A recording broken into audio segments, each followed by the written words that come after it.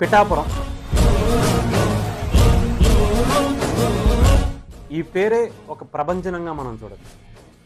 రెండు తెలుగు రాష్ట్రాలనే కాదు, దేశం వ్యాప్తంగా కూడా పిఠాపురానికి ఒక ప్రత్యేకమైనటువంటి పేరు సంపాదించుకుంది. కేవలం అంటే గతంలో ఎలా ఉన్నా కానీ అది రాజులు పరిపాలించారా, అక్కడ ఎంతో శక్తి గల పీఠం ఉందని కానీ చాలామందికి తెలియనటువంటి పరిస్థితి గతంలో ఉండేది. కానీ ఎప్పుడైతే పవన్ కళ్యాణ్ గారు అక్కడ గెలిచారో నిజంగా దేశవ్యాప్తంగా కూడా పిఠాపురం అనేది చర్చలో నిలిచింది. ముఖ్యంగా అభివృద్ధిలో కూడా అదే తరహాలో దూసుకుపోతుంది.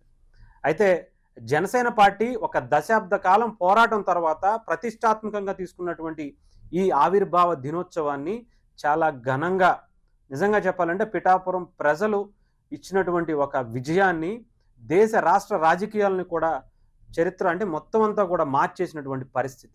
అలాంటి ఒక నాయకుడికి ఇచ్చేటువంటి గౌరవం కావచ్చు, అలాంటి నాయకుడిని గెలిపించినటువంటి పిఠాపురం ప్రజలకు ఇచ్చేటువంటి గౌరవంగా మనం చూడొచ్చు.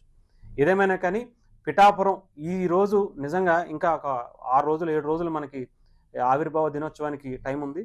కానీ దేశం అంతా కూడా గర్వపడేలాగా ఈ ఆవిర్భావ దినోత్సవానికి ఏర్పాట్లు చాలా అత్యంత ఘనంగా, నిజంగా చెప్పాలంటే ఒక విజయోత్సవ సభలాగా జనసేన పార్టీ గెలిచిన తర్వాత దాదాపు 9 నెలల కాలం గడిచిన తర్వాత ఇప్పుడు ఒక విజయోత్సవ సభను దేశం తన వైపు తిప్పుకొని గర్వంగా సగర్వంగా చాటి చెప్పుకోవటం, ఈ విజయం ఒక నిజాయితీతో కూడినటువంటి విజయంగా, ఈ విజయం ఒక నిజాయితీ గల రాజకీయ నాయకుడిని దేశానికి రాష్ట్రానికి అందించినటువంటి విధంగా, అంటే ఒక పార్టీని ఒక దశాబ్ద కాలం కంప్లీట్గా ఎక్కడా కూడా ఒక పదవిని ఆశించి కానీ ఒక అంటే తన స్వలాభం కోసం ఆశించకుండా పార్టీని నడిపి ప్రజల కోసం పోరాటం చేసి ఎన్నో చెప్పాలంటే ఒక యుద్ధమే చేసి తర్వాత వచ్చినటువంటి విజయాన్ని చాలా ఘనంగా సెలబ్రేట్ చేసుకోవడం కోసం జనసేన పార్టీ చాలా బలమైనటువంటి వేదికను ఏర్పాటు చేస్తూ ఎన్నో దాదాపు 10 నుంచి 15 లక్షల మంది ఇక్కడికి వచ్చి సెలబ్రేట్ చేసుకునే విధంగా ఏర్పాట్లు కూడా చేస్తున్నారట.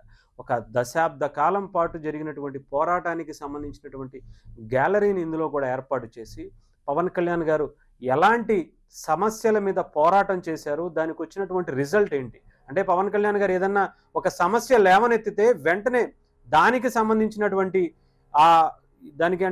దానికి ఏదైతే చేస్తే బాగుంటుందో దాని మీద కూడా, అంటే సమస్య లేవనెత్తడమే కాదు దానికి పరిష్కారం కూడా పవన్ కళ్యాణ్ గారు చూపిస్తూ ఈ ఒక్క దశాబ్ద కాల పోరాటాన్ని ఆయన చేసుకుంటూ వచ్చారు. ఎన్నో సమస్యలకు ఆయనే పరిష్కారం ఇస్తూ, అవసరమైతే ఆయన చేతిలోంచి ఆయన కష్టపడి సంపాదించినటువంటి డబ్బుని ప్రజలకు ఇస్తూ, అటు కౌలు రైతులకు కావచ్చు, అనేక సేవా కార్యక్రమాలకు కావచ్చు, పవన్ కళ్యాణ్ గారు ఇచ్చినటువంటి సందర్భాలు చాలా చూసుకుంటూ వచ్చాం. సో అలాంటివన్నీ కూడా మిగతా రేపటి తరాలకు ఇన్స్పిరేషన్గా చెప్పాలంటే ఒక రాజకీయ పార్టీని ఇలా నడపాలి అని చెప్పి ఒక విధానంగా రేపు ఈ ఆవిర్భావ దినోత్సవాన్ని జరుపుకుంటున్నట్టుగా తెలుస్తుంది.